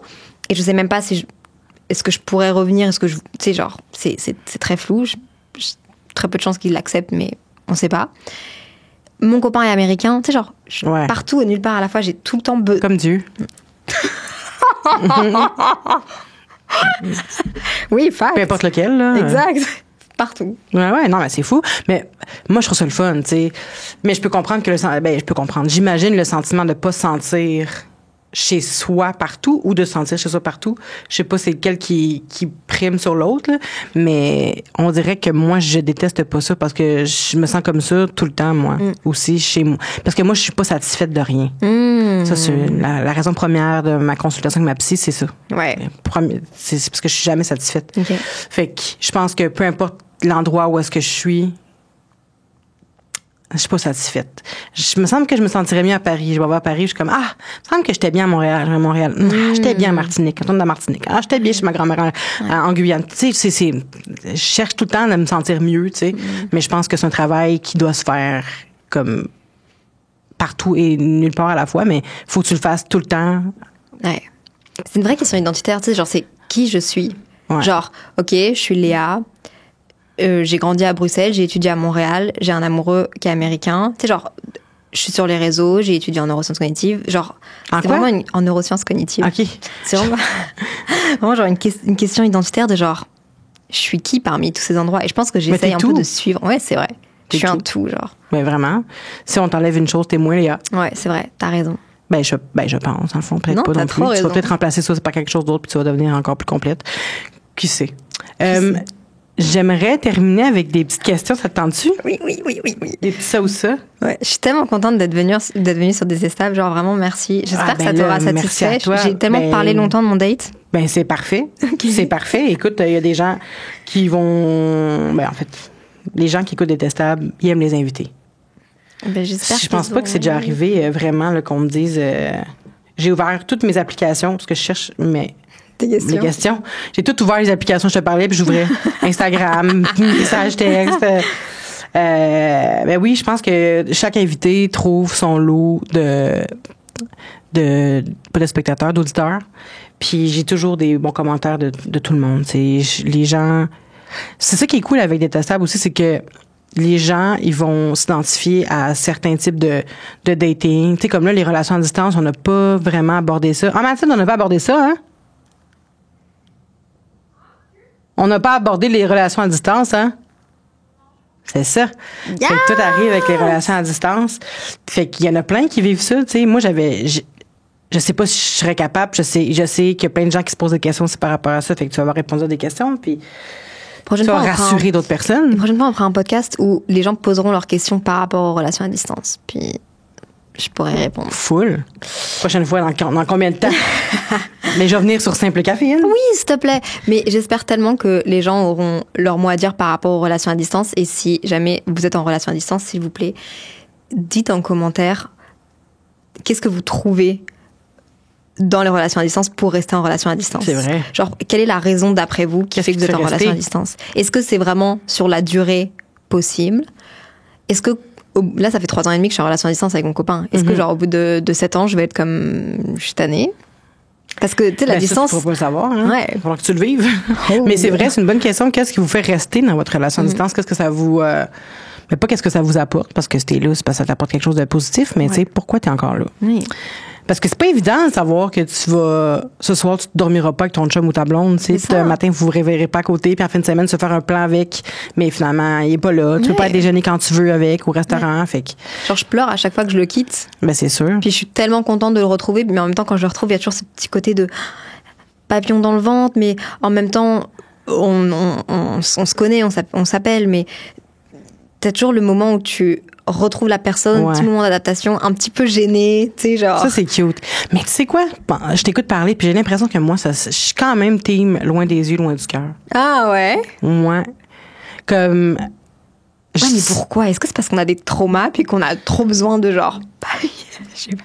Je sais pas, mais moi, si on est en couple, puis ça fait 2 semaines que je t'ai pas vu, je commence à t'oublier. Genre, peut-être pas quand ma blonde part en voyage, là, mais tu sais. Je comprends. Et comme je commence à faire mes affaires, je prends un beat, ma vie, tu sais, j'ai commencé à sortir avec mes amis. Puis là, j'ai mon horaire avec mon chien. Puis là, là, t'arrives, tu rechamboules ma routine. Ouais. Mais un truc dans les relations à distance dont je me suis vraiment rendu compte avec le temps, les expériences, les différentes expériences, c'est que si on se voit pas, genre, tous les mois, il y a vraiment un truc qui s'efface et genre, je fais ma vie sans toi. Genre, mon ex, c'est trop triste. Je pense que je me suis détachée de lui avant qu'il arrive à Montréal parce qu'on s'est pas vu pendant 6 mois juste avant. Puis 6 mois, c'est top. Genre, 6 mois, quand t'as 20 ans, genre, tu changes tellement. C'est ça. Je l'aimais toujours autant en tant qu'amie, puis c'était toujours genre ma personne en tant qu'amie, mais là, il y a vraiment une règle qu'on a instaurée avec mon copain, parce qu'il y a des moments où on s'est pas vu pendant genre 2-3 mois, puis c'est trop dur. Genre, je peux pas keep up sur ta vie, puis tu peux pas keep up sur ma vie. C'est juste pas possible, factuellement parlant. Il se passe trop de choses, puis après, je me sens juste déconnectée de toi, puis quand la déconnexion, elle est faite, genre, ça te demande du travail et de la volonté de la réinstaurer, ouais. Mais parfois, ce serait plus facile d'être genre, bon, finalement. C'est ça, mais ça me fait penser, j'ai déjà eu une mini relation à distance là, avec quelqu'un que j'ai rencontré, un Français que j'ai rencontré sur une application de rencontre. Et lui, il avait sa famille à Montréal. Okay. Et là, on s'était rencontrés, je pense que c'était pas sur Tinder, en tout cas, Badoo, je pense. Oh! Et ça se peut, peu importe. Et là, lui, il me disait, je viens dans 4 mois voir ma famille.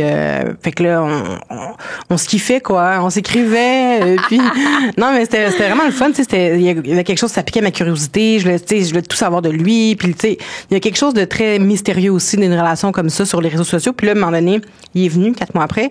Mais ce 4 mois-là, j'avais hâte de le voir. Puis j'avais des papillons. Puis c'était le fun. Mais je m'empêchais pas de voir d'autres mondes ici. Tu sais, fait que il y a ça aussi, c'est que j'étais jamais seule, vraiment.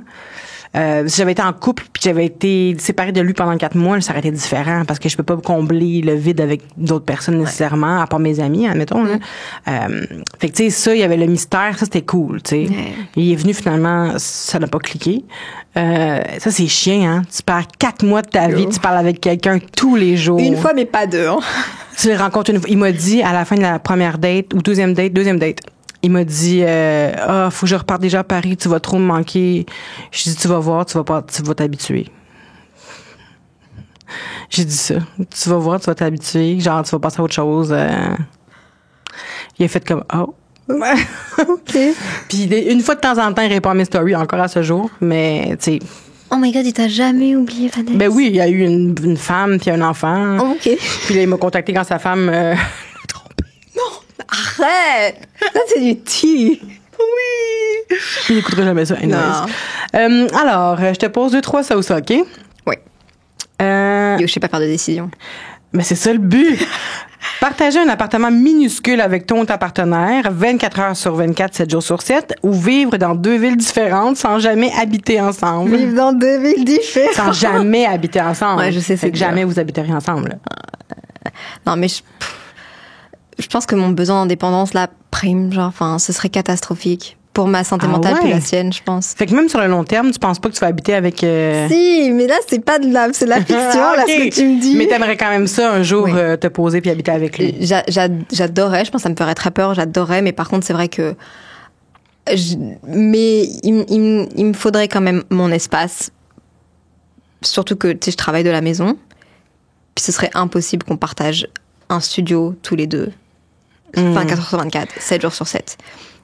Ça me rendrait folle. Et même juste même si c'est pas question de couple, je pense qu'à un moment donné, j'espère, là, mon appartement à Paris, c'est genre 28 mètres carrés, c'est petit. C'est petit, ben oui. J'espère qu'un jour, je vais pouvoir prendre plus parce que pour le bien-être mental et l'évolution même, je pourrais pas rester dans un petit appartement. Enfin, j'espère que je pourrais un jour partir de ce petit appartement.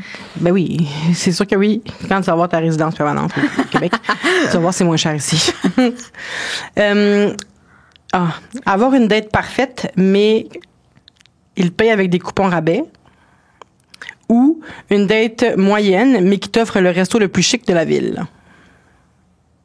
Parfaite. Je m'en fous qu'il paye avec des coupons rabais. C'est un peu cheap, mais Non, franchement, coupon rabais. Genre, si on a du fun et que c'est la date parfaite, 100%. Ouais. Je pense que moi aussi, j'aurais appris ça. Après, tu sais, c'est juste que moi, j'overthink trop. Puis là, je suis en train d'overthinker le fait que, tu sais, j'ai des projets de vie, j'ai envie de faire des choses. Puis on va pas pouvoir toute la vie payer avec des coupons rabais.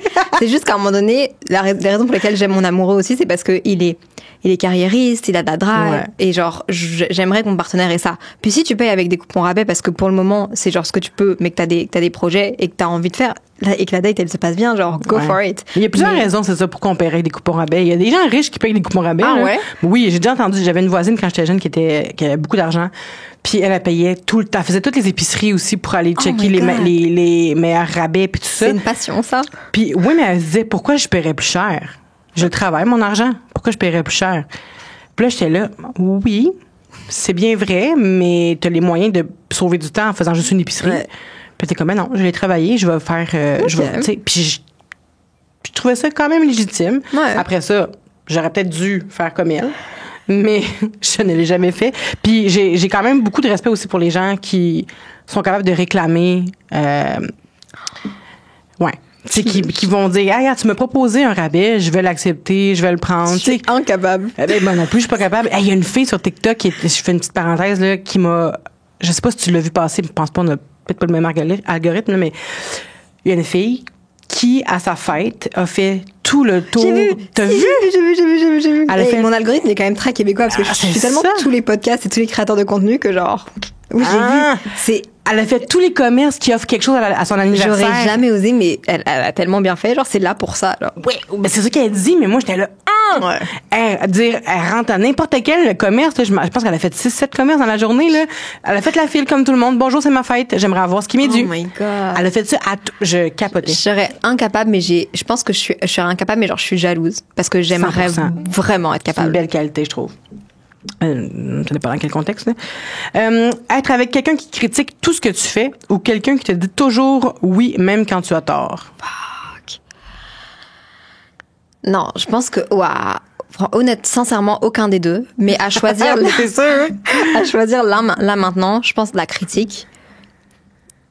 Parce que j'ai trop besoin d'être avec des gens qui me font évoluer. Puis je veux pas juste que tu me dises oui, comme ChatGPT, genre qui donne toujours raison à. Ah, selon ChatGPT, là, j'ai les mêmes compétences que Beyoncé, puis je pourrais dominer le marché américain demain matin au niveau de mon podcast et de la musique. Non, mais c'est bien. Au moins, il nous met de la self-esteem. Genre, que je pense que si quelqu'un serait toujours en train de me contredire et de dire que, genre, tout est négatif ou tort ou genre, Ouais. vouloir me. Je pense que ce serait dur pour mon estime de moi-même. C'est sûr. Mais je pense que je choisirais quand même ça parce que. Mais ça peut être une critique constructive. C'est Ouais. pas obligé de non, mais pas Ok. ça que c'est laid, là. Ok, si c'est comme, je suis constructif. pas sûre que ça fait rayonner ton visage comme il se doit. Là, ça serait une critique, mais tu sais, je pense que ça se prend bien, là. Ce serait dur sur le long terme, mais je prendrais ça plutôt. Un petit dernier. Oui. Avoir une chimie sexuelle incroyable, mais aucun projet de vie en commun, ou être parfaitement aligné sur tout sauf au lit. Attends, faut que tu refasses. Désolée, j'ai eu un. Un brain fart. Avoir une chimie sexuelle incroyable, mais aucun projet de vie en commun, ou être parfaitement aligné sur tout sauf au lit. Parce que je pense que vraiment dans une relation amoureuse, ça c'est que mon avis à moi et faut juste le prendre par rapport à moi. Mais moi je sais que j'ai besoin des deux. Genre, Ben, genre c'est c'est certain. sûr que Ben j'ai besoin oui. des deux. Il y a plein de gens qui sont là en mode genre pas besoin d'avoir de relation sexuelle. Ouais. C'est très très ok. Moi je sais que j'ai besoin des deux. Si je pense long terme, je dirais quand même projet de vie. Mhm. Et vu que j'ai jamais eu de genre one night stand et de juste des relations basées sur la sexualité, j'aurais trop aimé en vrai genre vivre ça une fois, mais ça n'est pas arrivé. Puis si je reste ma vie avec mon copain, ça n'arrivera pas. Puis ce sera genre très bien comme ça aussi. Ben, tu sais pas, les gens m'ont peut-être que dit plus tard, votre relation va prendre une Ouais, c'est tangente vrai. différente. Ouais, c'est vrai. Mais les gens m'ont dit que je ratais rien, donc ça me rassure un peu. Non, c'est vrai, c'est toujours awkward. Mais je pense que j'irai avec les projets de vie.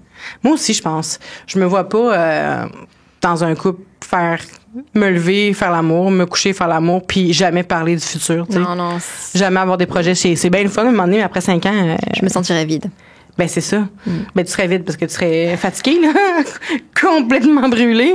Mais maintenant, je pense que, tu sais, c'est important. Puis là, ça fait 5 ans qu'on est ensemble, ma blonde puis moi. Puis là, on se dit, peut-être qu'on pourrait partir une petite compagnie, faire quelque chose. Fait que, tu sais, là, tu me parles. Moi, quand il y a des projets, là, j'aime ça, là, partir des idées, des brainstorms, puis m'investir dans quelque chose. Ça, c'est important pour moi. Sinon, je me sens inutile, tu sais. Fait que là, ça fait du bien. Tu sais, je dis pas que notre couple allait pas bien, c'est juste que ça l'a comme ordonné. Le fait qu'on aborde ça, là, ça l'a comme donné un petit oomph. C'est une bonne relation sexuelle, là, pour moi, ça. Un des projets. Et puis le fait qu'il y ait, ouais, c'est ça, le fait qu'il y ait des idées et qu'il y ait de la drive, ça te donne aussi envie. De l'autre. 100%. C'est sûr que les deux, ça va ensemble, à moins que tu te chicanes non-stop si tu pars un projet avec ton conjoint ou ta conjointe. Mais ouais, je pense qu'il faut surtout après quelques années de couple, tu vas voir, hein, tu vas le ressentir bientôt, là. Il va falloir en tout cas pour ma part, il faut toujours, à tous les jours, penser qu'on se rechoisit. Je suis tellement d'accord, ce mot-là, choisir, 100%. Pour moi, être en relation amoureuse sur le long terme, c'est un choix, genre. Ah, ben oui. Oui, c'est un choix. Les beaux jours comme les mauvais jours. Des fois, ça ne tente pas que ça soit ce choix-là qu'on fait, puis on le fait quand même parce qu'on se dit que ça vaut la peine de continuer, puis on croit en notre couple, puis on croit au projet, puis au futur, puis tout ça. Fait que... On s'aime. Exact. Je pense que je suis plutôt green flag ou red flag? T'es la seule qui veut faire quelque chose avec ça. Jusqu'à maintenant, j'ai l'impression que t'es un beau green flag. En fait, ça serait le genre de relation... Ça, je pourrais commencer à poser ça à mes invités. À leur dire si je les daterais ou si je les daterais pas. Oh my God, ce serait tellement beau! Je pourrais peut-être commencer. Mais oui, pas oui, dans le sens, pas poser la question, mais ça serait le genre de relation que tu as avec ton chum, tu sais, que je pourrais avoir. Tu sais, j'aime... ma partenaire, faudrait que ce soit quelqu'un d'indépendant, puis mais comme ma blonde, dans le fond, ma blonde est indépendante, puis tout ça, mais c'est juste que, ouais, tu serais un green flag pour moi. C'est malaisant faire ça, finalement, je poserai jamais la question. Je vais jamais faire ça. Je te daterais finalement, toi, je te daterais pas, non, jamais je ferais ça. Mais c'est vrai, tu ferais jamais ça. Ben non, c'est parce que l'idée, je me suis dit, je préfère ça, je te daterais, Et toutes les idées sont pas bonnes à partir, hein. Non, mais tu sais, sur le coup, t'as vu, j'ai donné beaucoup d'amour à ton idée, ton idée. La petite graine que t'as semée, finalement, de la marde. Sur ce, Léa, merci beaucoup d'être venue. Où est-ce qu'on te trouve? Qu'est-ce qu'on peut attendre de toi dans les prochaines semaines, prochains mois? Non, mais merci à toi. Vraiment, c'était un rêve de venir faire un podcast au Québec sur Détestable. Je suis trop honorée et j'espère vraiment que les auditeurs auront apprécié. J'espère que ma communauté sera aussi venue voir et aura donné de l'amour. Oui. Donc merci, j'étais surexcitée d'être dans ces studios, donc je suis trop reconnaissante. Merci beaucoup pour ta générosité. Avec plaisir. Et on peut me retrouver sur Instagram, YouTube, sous le nom de Léa JPLF, TikTok aussi. JPLF, c'est pourquoi? JPLF, c'est juste pour les filles. Mais les garçons aussi peuvent y aller. Oui, j'étais jeune, j'avais 13 ans, c'était cute. Et donc, je fais beaucoup de vlogs, beaucoup de lifestyle. Des contenus sur la santé mentale aussi. Comment tu fais tes montages. Excuse-moi, je t'ai coupé du contenu sur la santé mentale. Sur la santé mentale, que j'ai d'ailleurs appris surtout au Québec. Mon podcast Simple Caféine, où je reçois des invités parfois sur YouTube aussi, Léa and Friends. Et j'ai sorti un jeu de cartes que je t'ai offert. Oui! On va le montrer. J'ai sorti un petit jeu de cartes parce que je trouve qu'on est toujours trop dur avec nous-mêmes. Donc, c'est des questions qu'on se pose à son soi petit pour justement relativiser et être un peu plus doux avec soi-même. Et en fait, il va être disponible normalement dans les prochaines semaines, prochains mois au Québec. Genre, c'était un peu un de mes critères hyper importants. Je me suis dit, c'est ici que j'ai appris justement à prendre soin de moi et à prendre soin de ma santé mentale et où j'ai fait mes études. Et un des trucs que j'avais vraiment sur la liste, c'était que je voulais que mon jeu de cartes soit disponible ici. Donc, je pense qu'il va être disponible au Renaud-Bré. Sais-tu nous lire quelques... Oh my God, oui! Petites questions? Ça me ferait tant plaisir. Ça s'appelle A petite, mais tu sais. Oui, donc il y a plusieurs niveaux. Puis, tu peux jouer soit toute seule, soit accompagnée de quelqu'un ou en famille, etc. Il y a même des gens qui l'ont offert à leur psy, genre, en France. Ça m'a fait trop plaisir. Vous allez pouvoir l'acheter au coût de 17 €, c'est ça? Oui, c'est vrai, c'est 16,95. Ah oui? Oui. Crème, c'est un chiffre qui va te suivre, un nombre. Et ouais, t'as plusieurs catégories. Rencontrons-nous, connectons-nous, un peu plus léger pour descendre la température, puis la température. Caliente, donc pour redescendre le niveau. Puis après, des questions dirigées vers le futur. Mais par exemple, une question, ce serait... Qu'est-ce que petit toi imaginerait difficilement à propos de ta vie aujourd'hui? Et pourquoi? Ça m'a donné le goût de brailler. Il y a beaucoup de gens qui pleurent devant. Ben, c'est sûr, là, j'ai le bâton. Ou alors, avais-tu des insécurités étant enfant? Comment parlerais-tu à petit toi aujourd'hui? Et le but, c'est vraiment de se parler à son petit toi. Son petit soi. À son petit toi, à son petit soi. Ah, c'est tellement hot. Bravo. Voilà. J'espère que, il va être disponible bientôt au Renaud Bré et je suis super excitée. Donc, j'ai hâte. Si jamais tu joues, envoie-moi une petite photo, s'il te plaît. Ben, c'est sûr que je vais jouer, c'est certain. Puis c'est ton genre, c'est un peu comme le We're Not Really Strangers. Exact. J'ai rencontré mon copain par rapport à ça. On a tellement connecté par rapport à ça que je voulais absolument sortir quelque chose de similaire qui ressemblait vraiment à mon podcast puis au sujet que j'aborde. Parce que pour moi, c'est grâce à ce genre de questions que tu peux vraiment connecter avec les autres. Oui, puis ça offre l'opportunité aux gens aussi qui sont pas capables vraiment de se montrer vulnérables, de l'être un peu plus. Puis aux gens qui savent pas nécessairement non plus quoi demander, aux gens qui se montrent pas vulnérables. Tu sais, en tout cas, je trouve que c'est une belle source de connexion. Puis si tu veux être vulnérable, même que t'as pas l'habitude d'être vulnérable toute seule et que t'as envie de le faire en mode journaling, une par jour, tu peux aussi. Full bonne idée. Voilà. Peut-être que tu pourrais faire ça. Je sais pas si tu as fait ça, je vais pas dire. En tout cas, mais tu pourrais quasiment faire ça sur ta chaîne. Une journée, une carte, une journée. J'ai commencé à enregistrer des petites capsules avec des gens qui piochent des cartes puis qui répondent tout seuls. C'est une bonne idée. C'est vraiment une bonne idée. Je pourrais, oui. En tout cas, j'adorerais voir ça. Merci. Merci beaucoup, pour Léa. l'invitation, c'était trop bien. Je veux rester plus longtemps, mais je dois laisser la place au prochain invité. OK. Merci. Merci. Bye bye. Bye.